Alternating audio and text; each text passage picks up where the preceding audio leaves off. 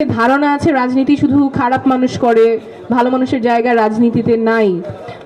যারা এলাকার গডফাদার, সন্ত্রাসী, চাঁদাবাজ, ওনারাই এমপি হয়, ওনারাই নেতা হয়। যারা সৎ মানুষ, যারা যোগ্য মানুষ, ওনারা কখনো রাজনীতিতে জায়গা করতে পারেন না, ওনারা কখনো এমপি হতে পারেন না। এই ধারণাটা আমরা ভাঙব।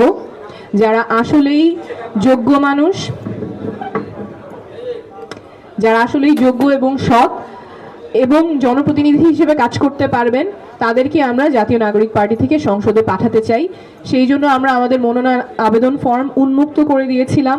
অনলাইন, অফলাইন দুই মাধ্যমেই আবেদন প্রক্রিয়া সম্পন্ন হয়েছে। আপনারা দেখেছেন যে গত 2 সপ্তাহ বিপুল উৎসাহে অনেকে আমাদের ফর্ম সংগ্রহ করেছেন, বিভিন্ন পেশা থেকে মানুষ ফর্ম সংগ্রহ করেছেন।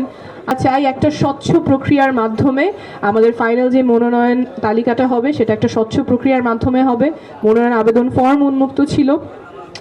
আমরা 1484 প্রায় 1500-এর কাছাকাছি ফর্ম বিতরণ করেছি, এখনো অনেকে করতে চাচ্ছেন।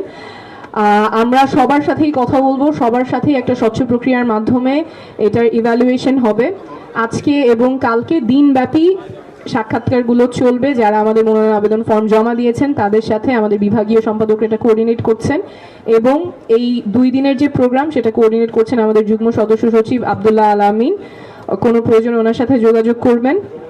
আমরা নতুন ধারা যুক্ত করতে চাই রাজনীতিতে, জবাবদিহিতার সংস্কৃতি যুক্ত করতে চাই, এবং জবাবদিহিতার সংস্কৃতি তৈরি করার একটা গুরুত্বপূর্ণ ধাপ হলো এমন মানুষকে রাজনীতিতে নিয়ে আসা যারা জবাবদিহিতার রাজনীতিটা করবেন, পুরানো রাজনীতি করবেন না। সেই প্রক্রিয়ায় আমরা আছি, আশা করছি পুরো বাংলাদেশ আমাদের সাথে থাকবে। ধন্যবাদ।